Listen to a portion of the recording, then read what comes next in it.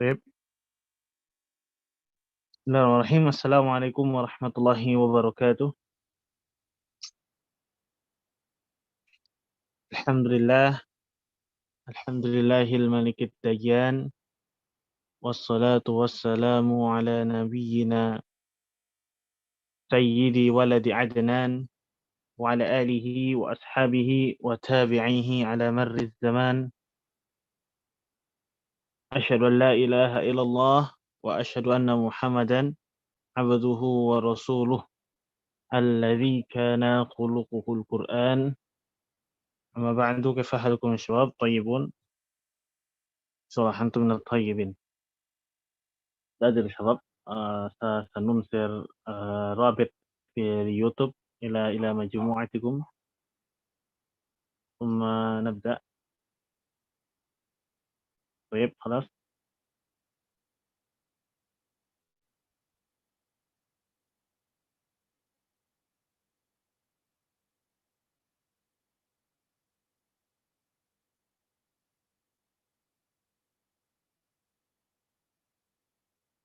انتظر شباب.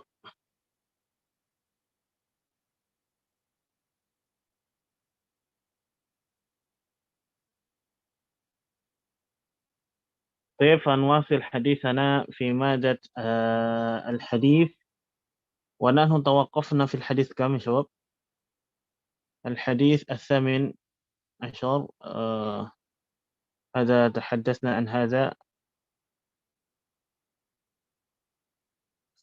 فنريد طيب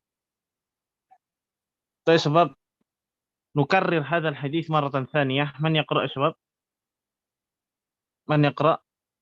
تفضل.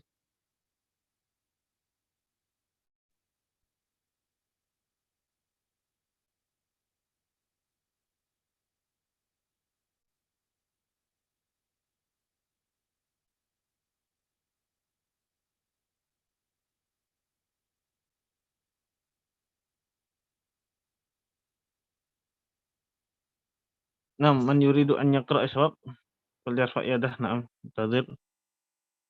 نعم، ذو القرنين. تفضل يا ذو القرنين. يا أستاذ. بسم الله الرحمن الرحيم. نعم. قال المصنف الإمام النووي رحمه الله تعالى: الحديث العشرون عن أبي مسعود عقبة بن عامر الأنصاري البدري رضي الله عنه قال: قال رسول الله صلى الله عليه وسلم: إنما أدرك الناس من كلمة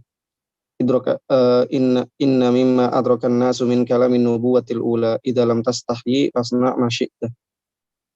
رواه البخاري. نعم، رواه البخاري.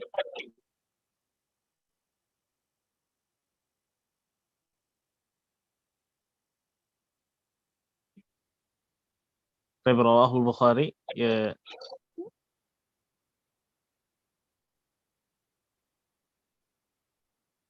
Baik, hadis ini kemarin sudah kita bahas di pertemuan yang lalu, yang mana hadis ini berbicara tentang apa? Tentang malu, rasa malu.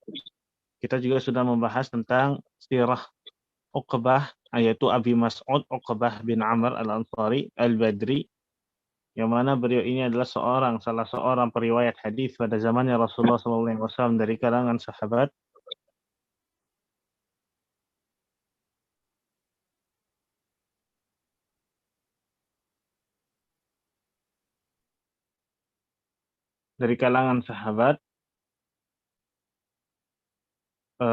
Kemudian apa? Beliau juga salah seorang yang wafat pada tahun sekitar 41 atau 42 Hijriah. Beliau juga pernah menjadi seorang gubernur di kota Kufah, ya, di kota Kufah. Beliau adalah seorang Ansor, penduduk Madinah, dan juga digelari Al-Badri. Yang mana kemarin gelar Al-Badri itu ada dua pendapat. Ada yang mengatakan karena beliau mengikuti perang Badar dan turun ke dalam sumur Badar pada saat itu. Ada juga yang mengatakan Al-Badr itu karena beliau berpindah dari Madinah ke kota Badr yang terletak kurang lebih 100 km di sebelah barat kota Madinah. menuju kota arah pantai barat Jazirah Arab. Oleh karenanya lah, karena beliau pernah hijrah ke sebuah kota yang namanya Al-Badar, akhirnya beliau dijuluki Al-Badri.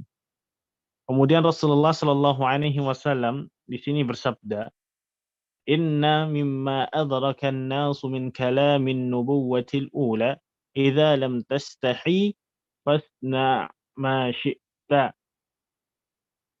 Rasulullah Shallallahu Alaihi Wasallam bersabda, sungguh di antara perkara yang diketahui oleh manusia dari perkataan kenabian terdahulu adalah jika kalian atau jika engkau tidak malu, idza lam tastahi, jika engkau tidak malu, fasna' ma syi'ta, maka berbuatlah sesukamu. Hadisnya diriwayatkan oleh Al-Imam Al-Bukhari. Hadisnya diriwayatkan oleh Al-Imam Al-Bukhari. Kemudian kita akan berbicara tentang al-mufradat. Kosa katanya. Kira-kira siapa yang mau membaca kitab al-mufradat? Tafadhal. Man yurid an yaqra. Tafadhal ya Syekh.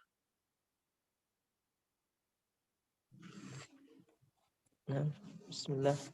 Al-mufradat adrakan nas tuwarisuhu qurnan ba'da qurnan.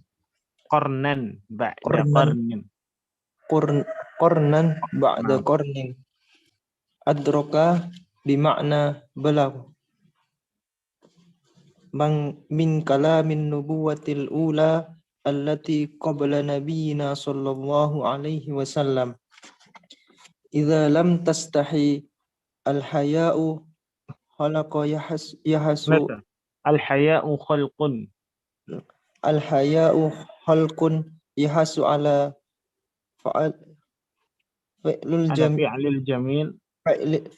jamil wa tarakal qabih wa lahu ta'arifu ghairu dhalik. Fa fi'lu ma syi'ta. Faf'al ma syi'ta. Faf'al ma syi'ta ayya syai'in turidu. Naam. Barakallahu fik ya Syekh. Barakallahu.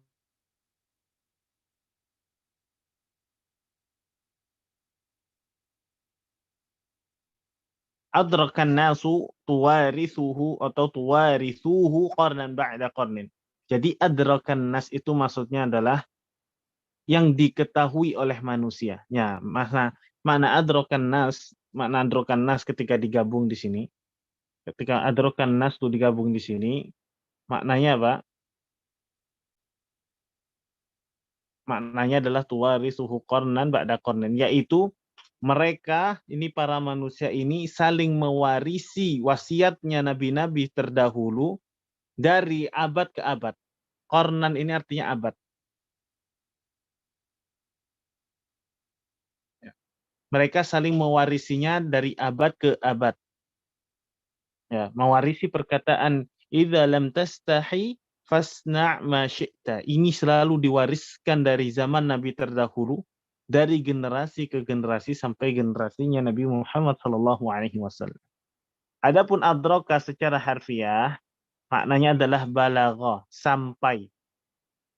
Adrakan nas yaitu yang diketahui manusia, yang disampaikan manusia, yang diwariskan oleh manusia dari generasi ke generasi. Balagha ini sampai. Ya, perkataan ini, wasiat ini dari nabi terdahulu itu sampai kepada kita. Adraka bimakna balagha. Ini antum hafal ya, sebab mufradatnya ini antum hafal ya, sebab kadang Anda tanya kalau di ujian. Min kalamin nubuwatil ula, dari perkataannya nabi-nabi terdahulu. Ya, maksudnya siapa perkataan nabi-nabi terdahulu? Allati qabla nabiyina sallallahu alaihi wasallam, yaitu nabi-nabi yang hidup pada zaman sebelum Rasulullah sallallahu alaihi wasallam, atau generasi Rasul atau generasi Nabi sebelum Nabi Muhammad sallallahu alaihi wasallam. Idza lam tastahi, apa artinya idza lam tastahi? Yaitu al-haya'u khalqun atau khuluqun yahussu ala fi'lil jamil wa tarkul qabih. Al-haya ini adalah rasa malu. Sebuah akhlak atau karakter yang dianjurkan ya ala fi'lil jamili wa tarkil qabih, yang menganjurkan perbuatan yang baik dan meninggalkan perbuatan yang qabih. Fi'lul jamil ini melakukan perbuatan yang baik, wa tarkul qabih meninggalkan perbuatan yang buruk. Ya, karena haya ini adalah sifat atau karakter kita yang bisa mendorong kita untuk mengerjakan perbuatan yang baik atau mendorong kita meninggalkan perbuatan yang buruk tersebut. Ada juga kemudian ada juga yang mengatakan walahu ta'arifun ghairu dzalik. Nah, definisinya ada lagi yang selain itu. Tapi yang masyhur, yang dikenal pengertiannya adalah al-haya'u khalq yahuffu 'ala fi'lil jamil wa tarkil qabih. Ala fi'lil jamil wa tarki al-qabih. Ya, jadi sifat malu ini mendorong seseorang itu melakukan perbuatan yang baik atau meninggalkan perbuatan yang buruk. Baik. Nah, kalau seandainya rasa malu ini sudah hilang dari diri seseorang, maka orang itu bisa melakukan seenaknya sendiri. Bahkan laki-laki pun mau tampil menggunakan pakaian wanita untuk show misalkan, untuk tampil di halayak orang banyak. Kalau malunya sudah hilang, maka dia tidak akan malu menggunakan pakaian perempuan tersebut. Tidak akan malu menampilkan hal-hal yang dilarang oleh syariat Islam. Yaitu kalau rasa malu kita sudah hilang. Ya, karena kita masih punya rasa malu inilah yang mencegah kita melakukan hal-hal tersebut. Faf'al ma syi'ta. Nah, maka lakukanlah apa yang kamu mau. Ai syai'in turidu, sesuatu yang kamu mau. Syai' itu sesuatu, turidu yang kamu mau. Dari kata arada yuridu. Lakukanlah sesuatu yang engkau kehendaki dan yang engkau malu jika engkau sudah tidak malu. Ini adalah penjelasan tentang al-mufradat. Baik, man yaqra ishab? Man yaqra asy-syarah? Tafadhal Syekh Fauzi. Jazakallah khair, Ustaz. Nah, iya. Asy-syarah yubayyinu lana hadzal hadits anna al-haya'a lam yazal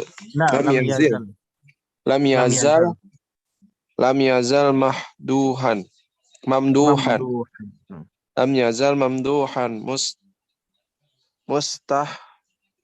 mustahsinan ma'muran bihi fi syara'i falam yansakh kama nansakhu ghairahu li'anna salima yastahsinuhu wa yarghabu fihi li'anna al-haya'a la yakunu fi syai'in illa zanahu wa la yanza'u min syai'in illa syanah. Wa man harama al-haya'a faqad harama khairan katsiran. Wa idza lam yakun ladayyil insanu haya'u yadfa'ahu ila fi'lil jamil wa makarimil akhlaq wa yuba'idahu an kulli qabihin wa sayrin fal yaf'al ma ta'muruhu bihi nafsahul amaratu bisu'i ayyakana fa innallaha mujazihi ala fi'lihi wa yakunul amru huna litahdidi kama fi qawlihi subhanahu wa ta'ala i'malu ma syi'tum wa yahtamilu ma'na akhar wa huwa idza aradta an taf'alu syai'an fa in kana mimma la tastahyi min fi'lihi bi anna yu'aqibaka Allahu alaih wala minan nasi bi an yadmuka ala fi'lihi faf'al ma syi'ta li'annahu mubahun laka wa illa fala.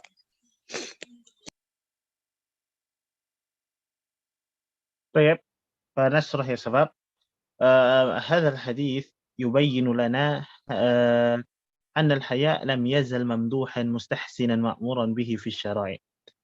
Jadi hadis ini menjelaskan kepada kita semua bahwasannya al-haya, rasa malu itu masih terpuji. Lam yazal itu artinya masih terpuji. Ya, sob. Maksudnya adalah perbuatan atau rasa malu itu adalah perbuatan yang masih terpuji, yang baik, bahkan ma'muran fi syara'i, diperintahkan di dalam syariat Islam ini. Falam yansakh kama nasakha ghairuhu li'anna as-salima yastahsinuhu wa yarghabu fihi.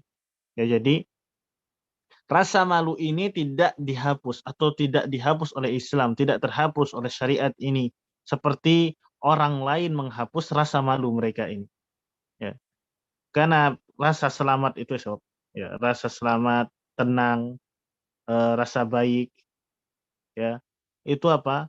Menjadikan rasa malu itu menjadi rasa yang terpuji, rasa malu yang harus dimiliki oleh seseorang, dan hendaknya seseorang itu memiliki rasa malu tersebut. Kenapa? Karena al-haya itu la yakunu fi syai'in illa zanahu wa la yanzi'u min syai'in illa syanahu.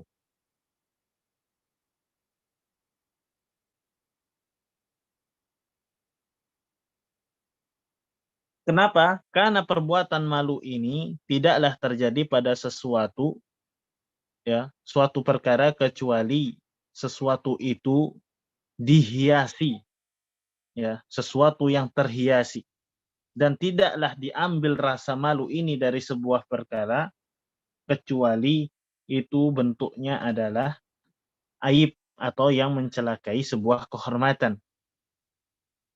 Wa man haramal haya faqad harama khairan katsiran. Barang siapa yang mengharamkan rasa malu ini, maka dia telah mengharamkan kebaikan yang banyak. Nah, jadi kita bisa melihat, ya, sebab orang malu, ya.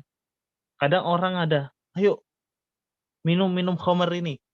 Jangan, enggak usah malu-malu. Minum aja kok malu. Nah, bisakah kita dengar ada kalimat-kalimat seperti itu?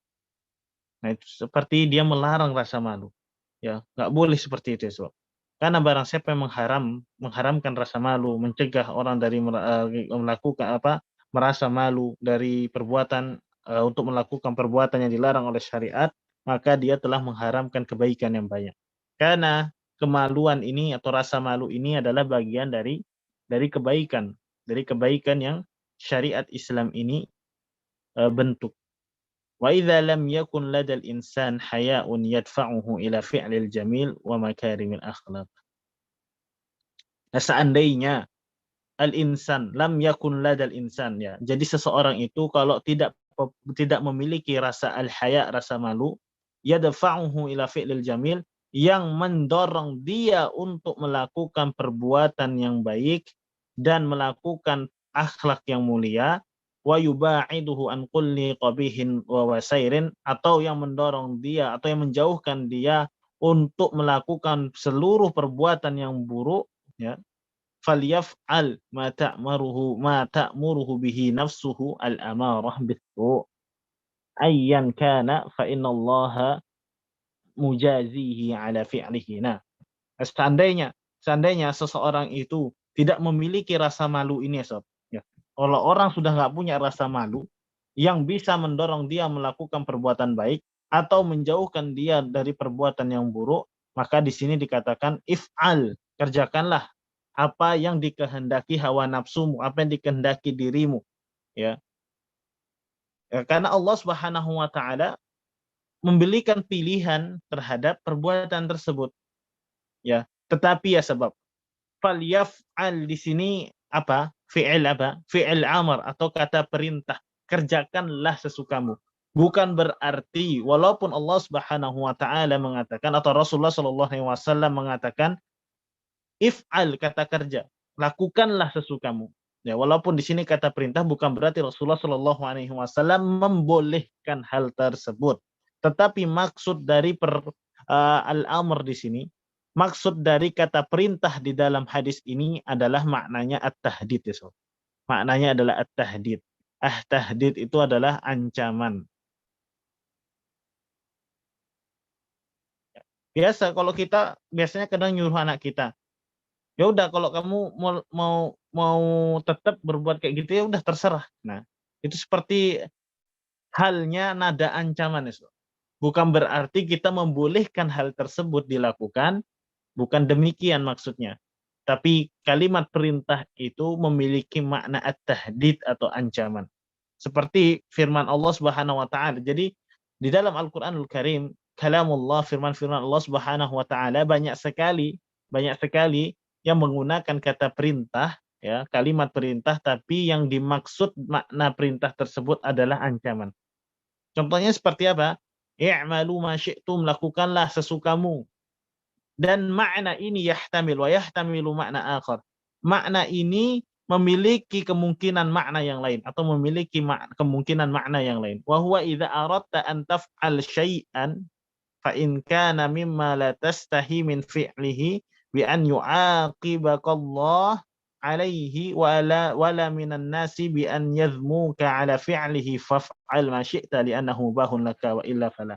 Jadi, jikalau engkau mau antaf ala syai'an, melakukan sesuatu, fa in kana mimma la tastahi, jikalau kau tidak malu melakukan perkara tersebut, hal tersebut, ya, untuk kamu lakukan, ya, kamu juga tidak malu atau tidak takut bahwasanya nanti Allah Subhanahu wa taala akan mengiqabmu, akan menghukummu.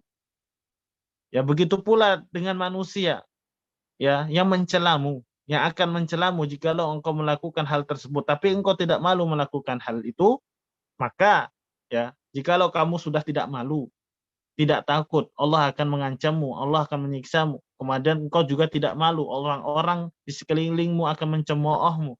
Ya, kalau kamu sudah hilang rasa malumu akan hal tersebut, faf'al ma syi'ta, maka lakukanlah sesukamu. Karena itu mubah bagimu, ya. Ya, karena itu mubah bagimu, wa illa fala. Kalau jika tidak mubah bagimu, ya maka tidak diperbolehkan.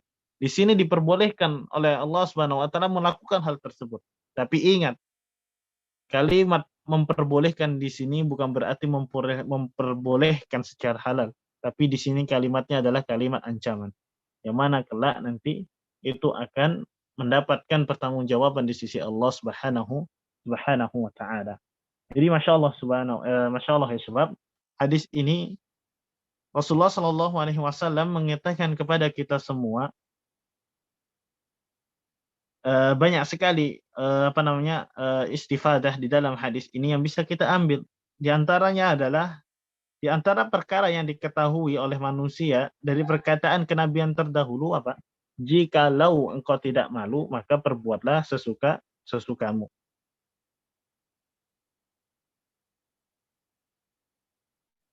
Nah, di dalam hadis ini juga, itu kita sudah bisa memahami, dari awal hadis ini sudah dijelaskan, atau dari awal hadis ini menjelaskan bahwasanya apa-apa yang disampaikan oleh Nabi Muhammad SAW ini sudah diketahui oleh orang-orang dari masa ke masa. Ya, waman adrakan nasi min kalamin nubuwatil ula. Jadi, perkataan ini, nasihat ini sudah diketahui oleh orang-orang lintas generasi. Sudah diketahui oleh orang-orang lintas generasi. Dari zaman sebelum Nabi Muhammad sampai zamannya Nabi Muhammad SAW. Nah, jadi hal ini tidak mengherankan ya, sebab karena agamanya para nabi adalah sama. Agama samawi, agama langit yang diturunkan dari Allah Subhanahu wa taala. Ya, mereka saling menegaskan, ya, ini para nabi ini saling menegaskan, mereka saling menguatkan, walaupun mungkin mereka berbeda syariat dalam beberapa hal, tapi pokok ajaran agamanya para nabi ini sama, tidak berbeda. Ya, yaitu mengesahkan Allah Subhanahu wa taala dan berkaitan tentang hal ini. Baik. Ya, juga kita sudah jelaskan di minggu yang lalu, sebab Nabi Muhammad SAW juga pernah menjelaskan bahwasanya para nabi itu apa? Abna'u 'allat. Walaupun secara syariat para nabi ini berbeda-beda syariatnya, tapi secara ajaran pokok itu sama. Nah, Nabi Muhammad pernah mengatakan apa? Abna'u 'allat. Perumpamaan mereka itu seperti anak-anak yang berbeda ibu tapi bapaknya satu. Itu katanya Rasulullah SAW menggambarkan para nabi terdahulu.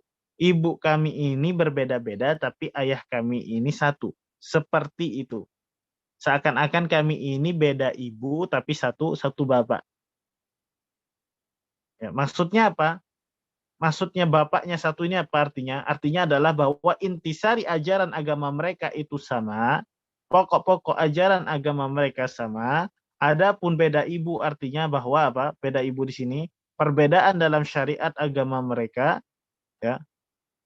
Apa namanya? Ada perbedaan syariat pada agama mereka, tapi intisari ajaran mereka ini sama, pokok-pokok yang diajarkan sama. Walaupun secara syariat, secara apa namanya? Secara syariat agama mereka berbeda. Mungkin yang membedakan adalah tata cara ibadahnya berbeda. Namun kewajiban mengesahkan Allah Subhanahu wa taala, larangan untuk berbuat syirik kepada Allah Subhanahu wa taala, hal ini disepakati oleh semua agama samawi sebelumnya, ya. Ini adalah sama. Baik. Karena memang apa namanya? Semua agama ini memiliki ajaran pokok, ajaran syariat yang sama. Memiliki ajaran pokok, intisari pokok agama yang sama, yaitu mentauhidkan Allah Subhanahu wa taala. Walaupun secara syariat ini berbeda-beda. Kemudian yang sebab di antara yang dianjurkan oleh Nabi Muhammad SAW atau dianjurkan oleh nabi-nabi terdahulu sebelum Nabi Muhammad SAW apa? Yaitu dianjurkannya memiliki rasa malu. Karena di hadis ini dikatakan fa illam tastahi, jika kamu tidak malu, ya. Di sini dari awal hadisnya sudah dikatakan mengenai hadis tentang anjuran memiliki rasa malu atau memiliki sifat malu.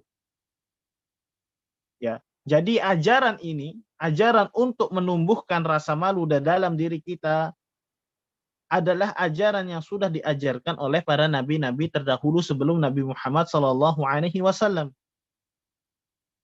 Dan ajaran ini yang sebab mengindikasikan, menginformasikan kepada kita bahwasanya ajaran ini, yaitu memiliki sifat atau rasa malu, ini hukum atau syariatnya tidak dihapus oleh Islam.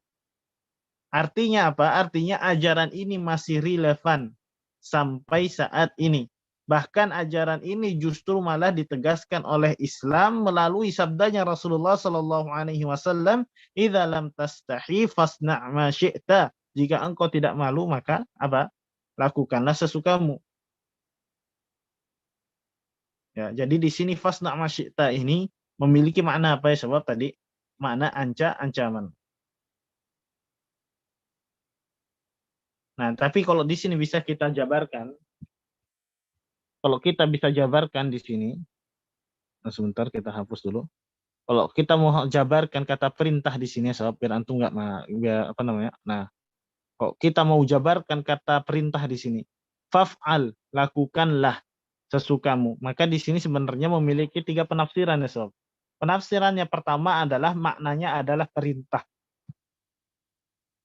Perintah sebagaimana mestinya. Ya, kalau perintah sebagaimana mestinya adalah kalau kita diperintah ya kita kerjakan. Ya, jadi faf'al di sini memiliki penafsiran yang pertama, memiliki makna perintah seperti yang semisalnya. Ya, jadi Nabi Muhammad SAW memerintahkan kita untuk berbuat sesuka kita jika perbuatan yang kita lakukan itu bukanlah sebuah perbuatan yang kita pantas malu darinya. Ya, jikalau perbuatan yang diperintahkan itu bukanlah perbuatan apa yang membuat diri kita malu, yang kita anggap perbuatan itu pantas menurut kita, maka kita kerjakan. Kalau ini kita melihat zahir hadisnya. Kalau kita melihat zahir hadisnya. Nah, jikalau perbuatan yang kita anggap itu pantas kita lakukan, yaitu jika itu bukan maksiat kepada Allah Subhanahu wa taala, dan jika itu bukan sesuatu yang menghilangkan wibawa kita, muruah kita di hadapan manusia, meskipun ya sebab mungkin dibolehkan secara agama, meskipun barangkali dibolehkan secara agama, maka apa namanya kita lakukan. Kalau itu emang perbuatan yang tidak melarang kita bukan perbuatan maksiat kepada Allah Subhanahu wa taala. Baik. Kalau perbuatan itu tidak dilarang oleh agama, maka kita tidak apa-apa melakukannya. Tapi kalau sebuah perbuatan itu adalah perbuatan yang menjatuhkan wibawa kita, kemudian itu adalah perbuatan maksiat kepada Allah Subhanahu wa taala, maka inilah yang apa? Yang dilarang oleh Islam.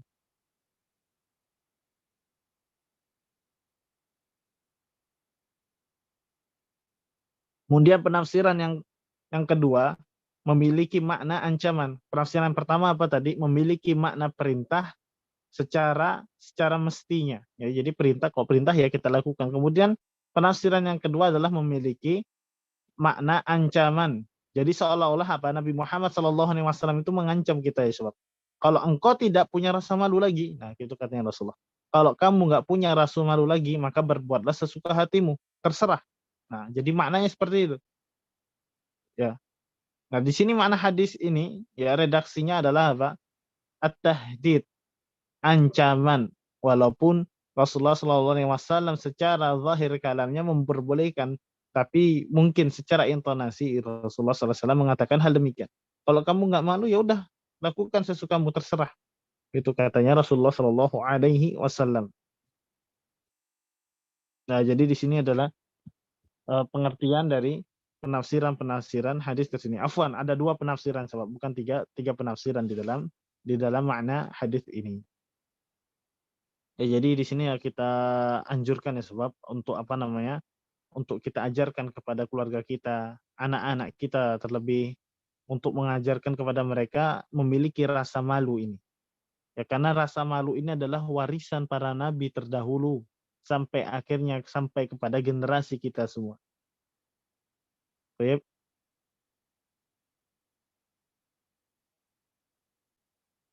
Dan hal ini juga senada ya sebab dengan perkataannya Ibnu Rajab.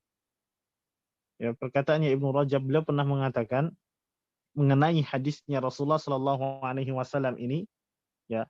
Hadis ini katanya Ibnu Rajab mengisyaratkan kepada kita semua bahwa sifat malu itu min warathatil anbiya al-ula, ya, termasuk atau merupakan warisan yang telah terdapat sejak zaman nabi-nabi terdahulu. Jadi manusia dari generasi ke generasi selanjutnya senantiasa saling mewarisi perkataan ini, mewarisi akhlak terpuji ini. Hal ini jelas menunjukkan kepada kita ya syabab bahwasanya apa? Kenabian terdahulu telah membawa perkataan ini dan terus menyebar di kalangan manusia hingga akhirnya sampai pada generasi pertama umat Islam ini, yaitu generasinya Rasulullah SAW. Kemudian rasa malu itu juga fitrahnya manusia. Ya, kalau orang yang bahkan rasa malu ini sebab telah menghiasi jiwanya kaum Arab pada masa jahiliyah saat itu. Apa salah satu contohnya bahwasanya rasa malu ini sudah melekat pada diri orang-orang jahiliyah pada masa sebelum Rasulullah SAW. Contohnya saja seperti kisahnya Abu Sufyan ya sob. Ya, ketika Abu Sufyan itu masih kafir atau masih berstatus sebagai orang kafir, ketika itu apa? Abu Sufyan ditanya oleh Heraklius, seorang raja Romawi, mengenai Rasulullah SAW. Jadi Heraklius ini bertanya kepada Abu Sufyan yang saat itu berdagang ke negeri Syam. Ditanya, tahu gak kamu siapa ini? Siapa Muhammad ini? Kemudian apa yang dikatakan Abu Sufyan? Aku ini malu untuk berdusta sehingga rasa malu tersebut membuatnya menceritakan sosok Rasulullah SAW yang sebenarnya. Ya, jadi Rasulullah SAW itu sebelum diutus menjadi seorang nabi sudah dikenal memiliki akhlak yang mulia, memiliki sifat amanah, jujur, tidak pernah berdusta dan yang lain sebagainya. Ya, walaupun Abu Sufyan saat itu orang kafir, kalau mau saja memfitnah beliau yaitu Muhammad SAW di depannya Heraklius, maka itu bisa saja. Tapi Abu Sufyan masih menjunjung rasa malu ya sebab. Aku malu kalau seandainya aku mengatakan yang tidak semestinya atau tidak sebenarnya di hadapanmu. Sampai karena rasa malunya inilah yang mencegah Abu Sufyan melakukan perbuatan fitnah yang dilarang. Sampai akhirnya apa? Beliau menceritakan sosok Rasulullah SAW di depan Heraklius yang sebenarnya atau apa adanya. Apa katanya Abu Sufyan? Laulal haya'u min an ya'thiru alayya kadhiban lakadzabtu.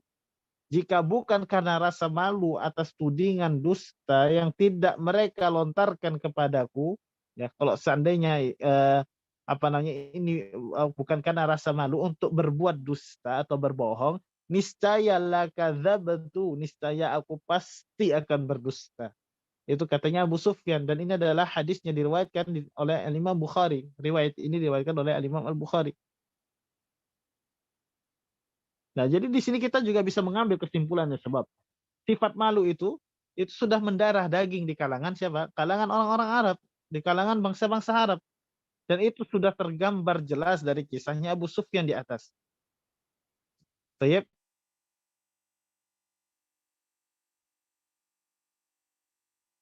Kemudian sebab kisah-kisah yang lainnya juga yang mengindikasi atau yang mengabarkan kepada kita bahwasanya rasa malu ini adalah pedoman tertinggi orang-orang terdahulu atau akhlak mulia orang-orang terdahulu.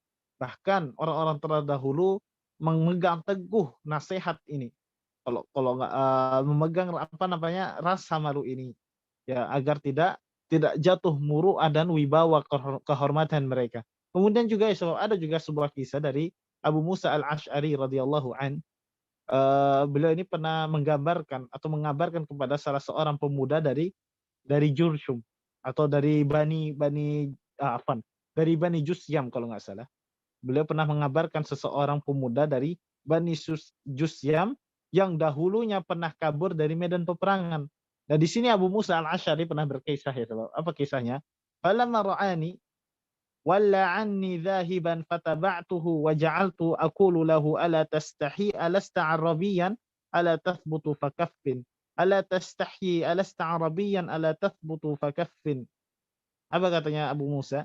Ketika ia melihatku, yaitu anak muda tersebut, ketika ingin kabur dari medan perperangan, ia pun berlari dariku. Aku pun mengejarnya. Aku lantas berteriak kepadanya, tidakkah engkau malu lari dariku? Bukankah engkau pemuda Arab? Wa ajaltu aqulu lahu, kemudian aku berkata kepada dia, berteriak kepada kita, ala tastahi, tidakkah engkau malu dariku? Ala tastahi, tidaklah engkau malu dariku? Alasta arabiyan, bukankah engkau bangsa Arab atau pemuda Arab? Ala tathbutu fakafin, akhirnya tak lama kemudian ia pun berhenti. Jadi di sana menggambarkan betapa pentingnya sifat malu itu, sebab karena sifat malu ini adalah sifat fitrahnya manusia yang salim, manusia yang lurus fitrahnya, ya. Jadi ada gini, sob. Hendaknya kita menanamkan rasa malu ini kepada keluarga dan anak-anak kita. Juga kita bisa perhatikan zaman sekarang ini, bagaimana anak-anak muda sudah tidak malu lagi melakukan yang namanya fashion show, misalkan menggunakan pakaian-pakaian kaum wanita, misalkan dia orang laki-laki menggunakan pakaian wanita, yang mana rasa malu ini sudah tercabut dari diri mereka. Mungkin ada yang mau ditanyakan, sebab sebelum kita lanjutkan lagi.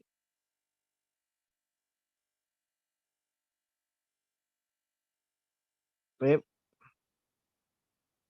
Ada soal ya, Syekh Ahmad? لا أستاذ. Baik. لا يوجد. Baik. Ada soal ya, Syekh Hasbi?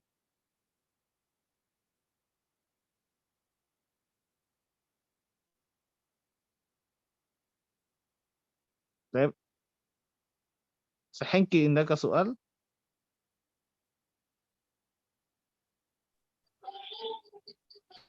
لا أستاذ، لا يوجد سؤال.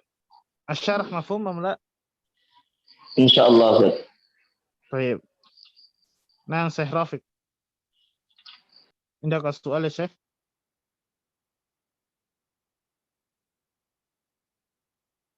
طيب إذا كان ليس عندكم سؤال فنواصل كلامنا أو حديثنا. نعم عندك سؤال يا شيخ رفيق؟ طيب إذا نواصل حديثنا يا شباب.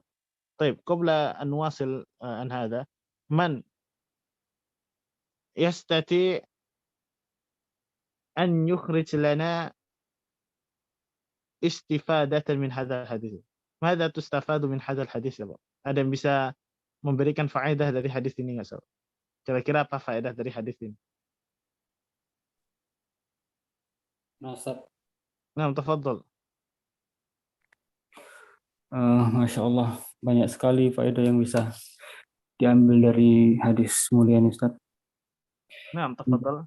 Yang pertama adalah kisah dari Sofyan tadi, Abu Sufyan, Ustaz, waktu dia masih kafir. Jadi pelajaran yang bisa Anda tangkap, orang kafir jahiliyah saja punya rasa malu. Seharusnya kita sebagai seorang muslim lebih lagi mempunyai rasa malu. Naam, sahih. Sahih. Wa nahnu ahaqqu bihadza al-fi'l atau nahnu bihadza al-khuluq. Wa nahnu ahaqqu min hadza. Kita yang lebih berhak untuk memiliki rasa malu itu, Ustaz. Mumtaz ya Syekh Hasbi As-Siddiq. Barakallahu fiik. Naam. Tafadhal ya Syekh Hengki. Nah, Ustaz. Kedengaran Ustaz, apa agak berisik Ustaz? La ba'sa ya Syekh. Khalas, as-saut masmu'. Anda catatin Ustaz, beberapa tadi Ustaz. Yang pertama, sifat rasa malu ini sudah ada sejak zaman Nabi terdahulu. Kemudian rasa malu termasuk salah satu fitrah manusia. Kemudian rasa malu syariat yang tidak terhapus. Dan yang terakhir perkataan Ibnu Rajab tadi saja. Oke. Ini yang terakhir, tadi ada perkataan Ibnu Rajab Ustaz ya. Naam, sahih. Rasa malu itu merupakan warisan para nabi Ustaz. Naam, sahih. Hadzal kalam warasatul anbiya. Naam. Hadis ini juga, nasihat ini juga warisan dari para nabi-nabi terdahulu. Naam, sahih. Barakallahu fiik ya Syekh Hengki. Naam, Ustaz. Naam, Syekh Imam Rafiq. Tafadhal.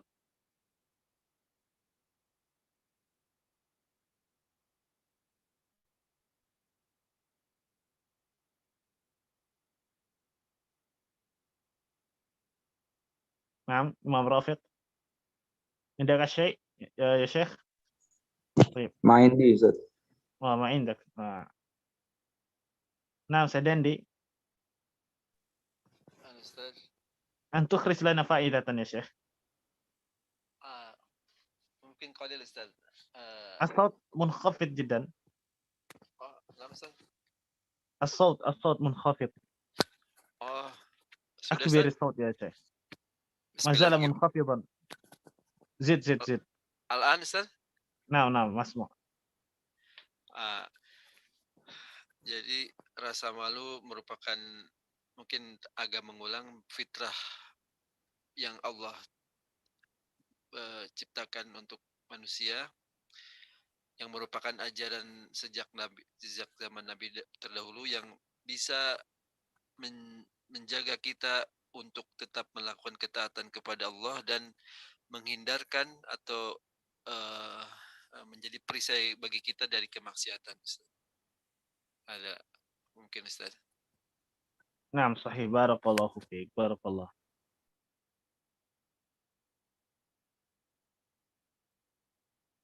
Naam, sebab banyak sekali sebenarnya faedah-faedah hadis ini. Yang pertama adalah kita bisa mengambil faedah tentang pelajaran usul fiqh.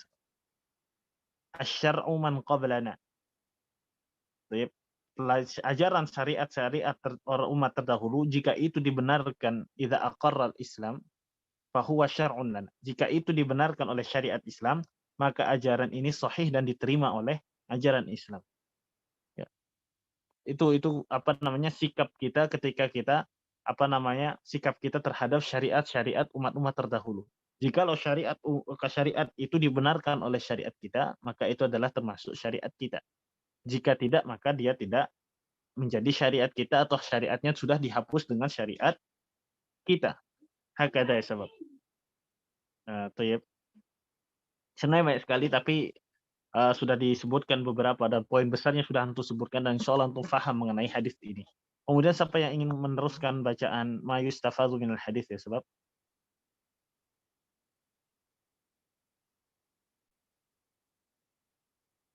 Man yaqra ma yustafadhu minal hadis? Naam, intazir.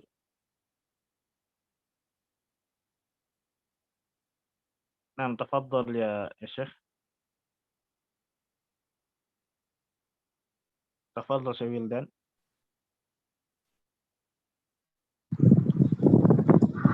أنا أستاذ. نعم ما يستفاد من الحديث.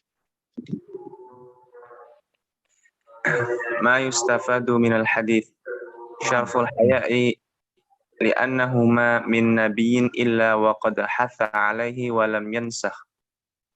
إن الحياء لم ينسخ. نعم. إن الحياء هو الذي يكف الإنسان ويردعه عن المعاصي وعن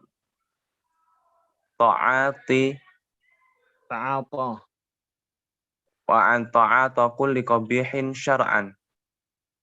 إن من لم يتصف بالحياء فإنه يفعل ما يشاء سواء خيرا أو شرا. Baik. Ma yustafadul min al-hadis, apa yang bisa diambil faedahnya dari hadis ini? Yang pertama adalah syaraful haya, kemuliaan dari rasa malu, dari sifat malu, dari karakter malu ini. Wa annahu ma min nabiyyin illa waqad hasa alaihi. Karena apa? Karena itu bukanlah dari seorang nabi kecuali kita dianjurkan untuk melakukan hal tersebut. Ya, jadi itu adalah anjuran para nabi-nabi terdahulu. Walam yunsakh, dan ajaran ini tidak dihapus oleh ajaran Islam. Kemudian innal haya'a huwa alladhi yakuful insan wa yurdi'uhu 'anil ma'asi. Ya, jadi apa? Rasa malu ini adalah yang mencegah seseorang itu dari melakukan perbuatan maksiat ya, so. Ya, orang mau maksiat nih, kita mau maksiat misalkan, udah gini mau berbuat maksiat misalkan. Mau enggak puasa deh. Tapi antum masih rasa malu, aduh tapi anak saya malu nanti kalau seandainya ketahuan kayak gini. Akhirnya antum tercegah dari melakukan perbuatan itu. Nah, kalau kita bisa katakan rasa malu ini termasuk tameng dalam hidup kita. Kalau di dalam tubuh itu ya sebab ada imun tubuh. Kalau imun tubuh seseorang itu sudah lemah, maka penyakit-penyakit akan masuk ke dalam tubuhnya. Imunitas tubuh seseorang. Nah, itu ibarat seperti rasa malu ya sebab rasa malu itu ibarat imunitas tubuh kita. Ya, kalau seandainya rasa malu itu hilang, ya semua jenis penyakit maksiat dari dalam hati kita itu semuanya akan mudah kita lakukan tanpa memiliki rasa malu pun dalam diri kita melakukan hal tersebut. Ya, ibarat rasa malu itu adalah ibarat imunitas tubuh kita. Baik. Anil wa'an ta'ati kulla qabihin syar'an, ya. Dia akan melakukan atau akan nekat mempraktekkan. Ta'ata itu dia bisa diartikan nekat ya sebab nekat mempraktekkan atau melakukannya. Kalau orang sudah nggak punya rasa malu, dia akan ta'ata kulla qabih, dia akan nekat melakukan semua perbuatan yang buruk yang diharamkan oleh syariat, yang dipandang buruk oleh syariat. Orang kalau sudah nggak punya rasa malu, dia akan biasa saja melakukan zina, biasa saja membunuh, biasa saja melakukan minum khamr, biasa saja melakukan perbuatan mencuri dan lain sebagainya. Ini semuanya akan menjadi hal yang biasa bagi mereka yang tidak memiliki rasa malu ini. Karena imunitas tubuh dia sudah hilang. Inna man lam yattasif bil haya, ya barang siapa yang tidak memiliki sifat malu ini, fa innahu yaf'alu ma yasha, maka dia akan melakukan apa yang dia sukai sesuai hawa nafsunya, baik itu baik ataupun buruk. Kemudian faedah. Man yaqra' hada ya sebab? Man yaqra' hada? Intazir.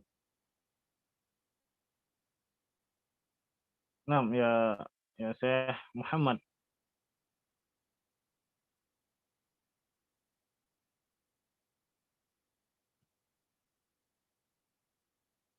طيب Zulkarnain, tafadhal.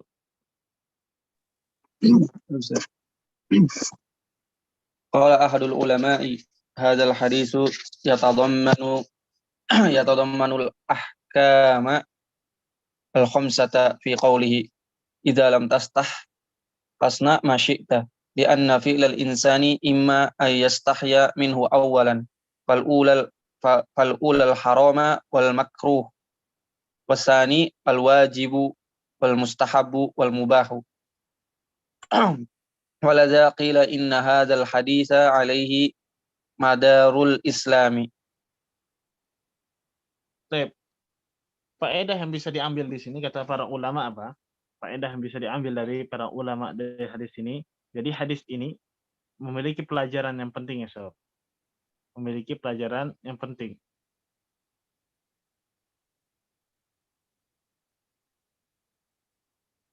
Qala ahadul ulama, katanya salah seorang ulama, hadis ini mencangkup hukum Islam yang 5. Mencakup hukum Islam yang 5, yaitu wajib, haram, makruh, mubah, ya, itu mencakup hukum yang 5 tersebut. Di mana mencakup hukum yang 5 itu pada perkataan Nabi yang mana? Pada perkataan Nabi yang mengatakan, "Idza lam tastahi fasna ma syi'ta." Jika kamu enggak malu, maka berbuatlah sesuka dirimu. Karena perbuatan seseorang itu imma an yastahya minhu awalan, sebuah perbuatan yang dilakukan oleh manusia itu baik memiliki rasa malu di awal, itu memiliki beberapa perkara sebab. Bisa dia itu haram wal makruh, ya. Bisa juga yang kedua itu hukumnya wajib, mustahab dan mubah. Ya misalkan perbuatan itu kalau perbuatannya itu diharamkan oleh syariat maka jadinya haram. Kalau itu perbuatannya makruh misalkan, maka hukumnya juga jadi makruh perbuatan tersebut. Jadi rasa perbuatan yang diawali dengan rasa malu itu, ya, itu bisa saja bisa menjadi hukumnya haram, bisa jadi hukumnya makruh. Bisa jadi juga hukumnya wajib misalkan. Contohnya seperti apa? Antum pengen sholat di masjid, di shop paling depan misalkan. Tapi antum malu-malu nanti dibilang sok alim gitu. Nah ini nggak boleh sob. Antum harus wajib sholat di masjid dan ada di shop paling depan. Bisa juga sifatnya mustahab. Bisa juga sifatnya mubah. Walidza qila inna hadzal hadits alaihi madarul Islam. Oleh karenanya lah hadis ini dikatakan ini adalah porosnya Islam. Hadis ini adalah porosnya Islam. Di sini bisa difahami sebab ini katanya para ulama, sebuah perbuatan yang dilakukan oleh manusia yang diawali oleh rasa malu di awal itu memiliki beberapa hukumnya, mencakup beberapa hukum. Dia bisa wajib, bisa makruh, bisa mustahab, sunnah. Mustahab itu sunnah sebab. Bisa mubah, bisa haram dan yang lain sebagainya. Dari sini mungkin ada yang ditanyakan sebab. Mungkin ada yang ditanyakan. Ini anak buka semua gininya sebab suaranya. Sudah bisa, silakan coba buka mic-nya ya sob. Bisa nggak?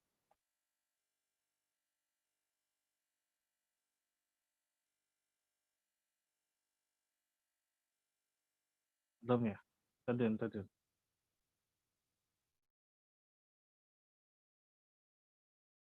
Nah, mungkin bisa dibuka sob.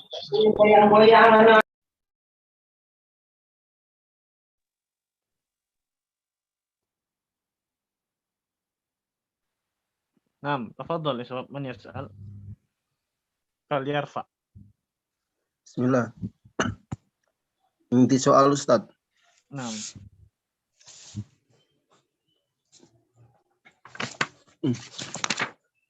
Sifat malu sebenarnya terjawab karena mengandung kelima hukum Ustaz sebenarnya. Cuman ini yang masih menjadi pertanyaan kami, sifat malu yang ada pada anak kecil, itu apakah masuk juga dalam hadis ini Ustaz? Maksudnya sifat malu yang anak kecil mungkin malu, diajak bicara malu, ditanya orang malu, misalkan begitu. Apakah itu sifat yang baik juga perlu dipupuk supaya sampai besar itu masih tertanam sifat malunya, tinggal untuk mengarahkannya. Nah, apakah untuk anak kecil sifat malu yang dasar itu masuk dalam hadis ini juga atau hadis ini untuk orang yang sudah mukallaf? Jazakallahu khair. Barakallahu fiik. Wallahu a'lam. Intinya, yang pertama adalah anak kecil itu ghairu mukallaf. Ghairu mukallaf itu belum dibebani sebuah hukum. Baik? Belum dibebani sebuah hukum. Walaupun di dalam Al-Qur'anul Karim Allah Subhanahu wa taala memerintahkan aqimus shalah, dirikanlah sholat. Di situ ada kata perintah untuk mendirikan sholat. Tetapi perintah ini untuk siapa? Untuk mukallafun, orang-orang yang dibebani perintah. Orang-orang yang dibebani perintah itu siapa? Orang yang sudah balik dan orang yang sudah benih akalnya, yang sudah benar akalnya, bisa membedakan halal dan haram. Maka keluar dari penjelasan ini orang gila, orang yang tertidur, orang yang masih kecil, masih sobi. Baik. Nah, itu belum dibebani hukum, tidak terbebani hukum. Nah, sama seperti anak kecil. Ya, biasanya anak kecil kan punya rasa malu-malu ngomong di depan dan lain sebagainya. Nah, jikalau perbuatan malu yang mana dia malu melakukan perbuatan yang buruk, misalkan dia malu mau minta-minta, nah, meminta makanan ke tetangganya, dia malu mau minta jajan ke temannya. Nah, kalau itu adalah contohnya seperti itu, maka itu harus dipupuk, Pak. Itu harus diwariskan ke anak. Ya emang harus malu kalau meminta, karena minta-minta itu nggak boleh. Ya. Tapi kalau seandainya rasa malu pengen ingin sholat berjamaah atau ingin melakukan perbuatan yang baik, maka katakan ya, kalau untuk perbuatan baik maka nggak usah malu untuk mengerjakan, karena itu bernilai pahala di sisi Allah Subhanahu wa taala. Tapi kalau perbuatan buruk, kita harus punya rasa malu untuk melakukannya. Karena kalau kita nggak punya rasa malu melakukannya, maka kita nanti kehormatan dan wibawa kita di dunia, di hadapan manusia itu bisa hancur, bahkan itu ada ancamannya di sisi Allah Subhanahu wa taala. Ya, jelaskan seperti itu saja, Pak. Wallahu a'lam bishawab.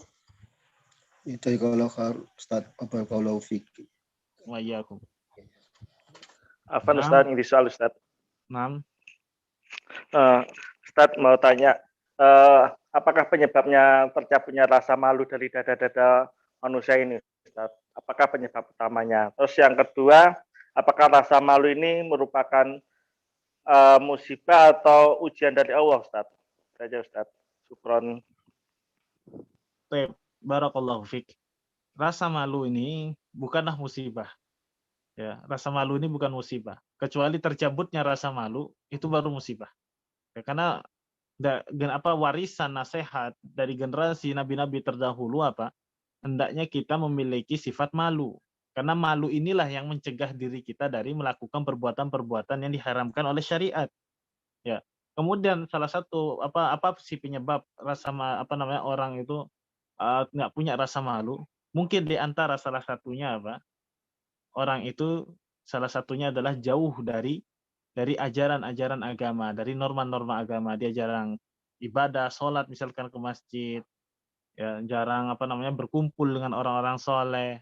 Kemudian kawan-kawan di sekitarnya adalah kawan-kawan yang mengajak atau menarik dia dalam keburukan. Oleh karenanya lah di sini kalau ada perkataan teman kok pilih-pilih. Nah, teman itu emang harus pilih-pilih. Katanya apa kata Rasulullah Shallallahu Alaihi Wasallam? As-sahibus sahib. Teman itu adalah sahib, menarik. Ya, teman itu ibarat tali yang menarik. Jadi teman itu menarik. Bisa menarik kita dalam perbuatan baik, bisa menarik kita dalam perbuatan buruk. Nah, yang celaka kalau menarik kita dalam perbuatan keburukan atau kemaksiatan kepada Allah Subhanahu wa taala.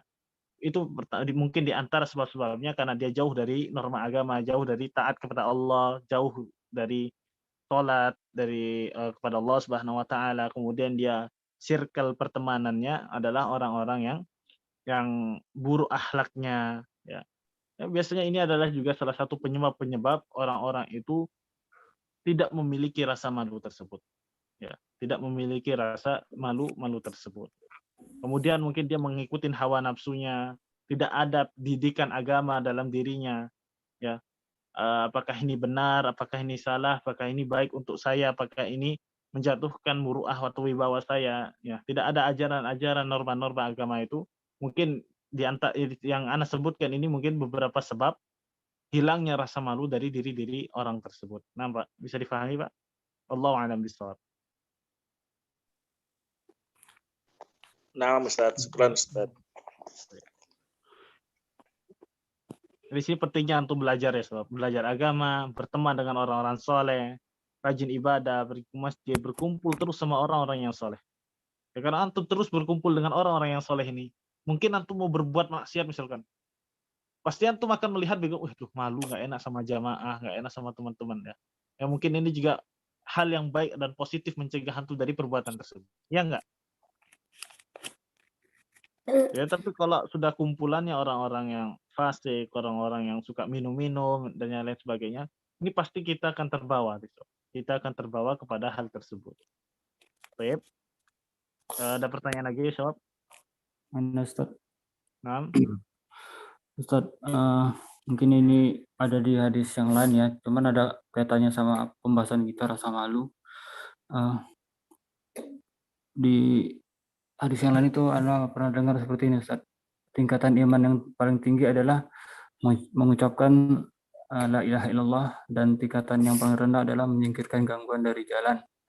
Kemudian rasa malu itu adalah bagian dari iman. Nah, ini al-haya'u minal iman. iya, jadi maksudnya al-hayyu minal iman itu maksudnya gimana Ustaz? Karena kan kalau yang la ilaha illallah itu kan dijelaskan yang paling tinggi. Menyingkirkan gangguan dari jalan adalah yang terendah. Jadi al-haya'u itu apakah dia semua tingkatan itu harus ada rasa malu atau bagaimana Ustaz? Bukan demikian. Jadi rasa malu itu bagian dari keimanan kita. Sekarang anak analogikan kepada antum. Misal, antum di dalam kesepian, antum sepi nih, nggak ada orang sama sekali di tempat antum tinggal sekarang. Nah, kemudian antum ingin berbuat gini nih, ingin berbuat maksiat kepada Allah Subhanahu wa taala karena nggak ada yang lihat. Sudah sampai sini bisa difahami? Bisa. Baik. Nah, kemudian antum ketika mau membuat, kemudian misalkan, wah, mumpung nggak ada orang nih di rumah nih, saya mau minum khamar dah, nggak ada yang tahu juga kok saya sendirian di rumah. Atau kemudian terbesit dalam otak antum, wah tapi saya malu ada yang ngelihat, yaitu Allah Subhanahu wa taala. Bukankah antum malu diketahui hal tersebut oleh Allah Subhanahu wa taala itu bagian dari iman antum? Hah? Nah, ya malu Ustaz. Sahih wala la? Sahih Ustaz. Ya antum malu melakukan itu karena ada Allah yang mau mengawasi antum. Bukankah keyakinan bahwasanya Allah selalu mengawasi kita, bukankah itu bagian dari iman? Sahih Ustaz. Baik. Fal haya'u minal iman. Rasa malu itu adalah bagian dari iman. Bisa difahami ya? Bisa Ustaz. Baik. Jazakallahu khairan. Baik. Ada pertanyaan lagi, Sob, sebelum kita cukupkan sampai di sini? Anda Baik. ini saya tadi belum jelas masalah malu itu mencakup dari perkara wajib, makruh, sunnah, mubah tadi yang bukan malunya Pak, perbuatan yang diawali dengan rasa malu ini. Untuk yang haram maksudnya gimana tadi? Yang wajib gitu maksudnya saya juga belum maksudnya yang wajib itu maksudnya contohnya gimana Tad? Antum malu mau sholat di masjid. Ya, antum malu mau sholat di masjid misalkan. Atau antum malu mau sholat berjamaah di masjid. Nanti takut atau dibilang ria atau apa dan sebagainya. Bukankah sholat di masjid berjamaah itu hukumnya wajib bagi laki-laki? Nah, jadi sebuah pekerjaan ini, perbuatan yang diawali rasa malu ini, itu hukumnya wajib ya. Karena sholat berjamaah di masjid hukumnya wajib. Bisa difahami sampai sini? Nah, Tad. Seperti itu. Ya, nah, Tad. Terus apa Tad? Kalau berhubungan dengan antara malu karena contoh umpamanya malu kita melakukan perbuatan buruk karena Allah melihat kita, dihubungkan dengan orang malu kalau seseorang malu karena nanti jatuh kehormatannya itu dihubungkan dengan keikhlasan bagaimana Tad? Umpamanya orang lakukan amal baik mau sedekah, tapi kalau nggak sedekah nanti malu kalau nggak dikatakan dermawan, itu bagaimana cara malu, dan nanti kan hubungan dengan malu ini gimana? Nah kalau niatnya kalau nggak sedekah nanti takut dibilang bla bla bla sama orang-orang, maka itu bisa jadi jatuhnya ke riya, Pak. Karena dia malunya karena nggak mau dikata-katain orang-orang. Ya. Jadi semua itu tergantung pada niat kita, Pak. Ya antum sedekah saja, niat saja, ini lillahi ta'ala, bukan karena omongan orang dan lain sebagainya. Karena syaitan di sini pintar menghasut manusia, Pak. Dan di antara katanya para ulama, di antara perbuatan riya adalah malu dalam melakukan hal kebaikan. Misalkan kita mau melakukan perbuatan baik nih misalkan nih. Tapi ada pikiran dari antum. Terbesit pikiran dari antum, wah takutnya nanti orang-orang bilang saya riya, bilang saya sombong, bilang saya pamer dan sebagainya. Akhirnya antum tercegah lari melakukan perbuatan tersebut. Dan ini juga termasuk perbuatan riya katanya para ulama. Ya. Kalau antum nggak memiliki rasa itu, ya antum kerjakan saja. Karena setan bisa menghasut antum dari perbuatan amalan baik tersebut. Dari rasa malu itu, setan bisa menghasut antum. Bisa menghasut kita semua. Ya. Jadinya antum karena malu, dihasut, harusnya antum bisa mendapatkan pahala dari melakukan perbuatan kebaikan tersebut, antum tercegah karena malu. Ya enggak? Karena malu. Dan setan bisa bermain di sana. Setan bermain di sana, akhirnya antum enggak jadi melakukan perbuatan baik yang disyariatkan Islam. Malah antum enggak berbuat apa-apa, enggak dapat apa-apa. Baik, bisa difahami? Nah, insyaallah. Terakhir, berhubungan dengan tugas Ustadz untuk hadis ini, saya yang untuk soal IC itu, Anda jawab dengan bahasa Indonesia, terus skornya kok di... Oh itu ya, untuk latihan kedua itu memang belum Anda koreksi semua. Itu memang untuk yang koreksi. IC itu pakai bahasa Indonesia tapi dicoret gitu. Gimana, Tad? Enggak apa-apa, Pak. Pakai bahasa Indonesia. Oh, jidat. Syukuran, jazakallahu khairan. Yang penting antum paham inti dari belajar ini. Jidat. Syukuran. Antum belum anak koreksi, sebelum anak kasih nilai yang esai itu, makanya antum pasti salah semua itu. Bukan salah itu, memang karena belum dikasih nilai aja. Jidat. Ada pertanyaan lagi? Kalau nggak ada kita cukupkan, Pak ya, karena ada pelajaran kedua setelah ini. Mungkin ini bisa dikerjakan, Pak. Ini bisa dikerjakan di rumah, Pak. At-tadribul awal dan at-tadribul tsani ini nanti bisa dikerjakan di rumah masing-masing. Ya, ini PR bisa dikerjakan di rumah masing-masing. Insyaallah minggu depan langsung kita jawab bersama-sama. Biar antum mikirnya nggak di kelas ya, sebab minggu depan biar mikirnya nggak di kelas, biar langsung jawab. Jadi kerjakan di rumah ya. At-tadribat. Thayyib. Barakallahu fikum. Mungkin kita cukupkan sampai di sini ya, sebab kalau ada salah kami mohon maaf. Subhanakallahumma wa bihamdika asyhadu an la ilaha illa anta astaghfiruka wa atubu ilaik. Assalamualaikum warahmatullahi wabarakatuh. Waalaikumsalam warahmatullahi wabarakatuh.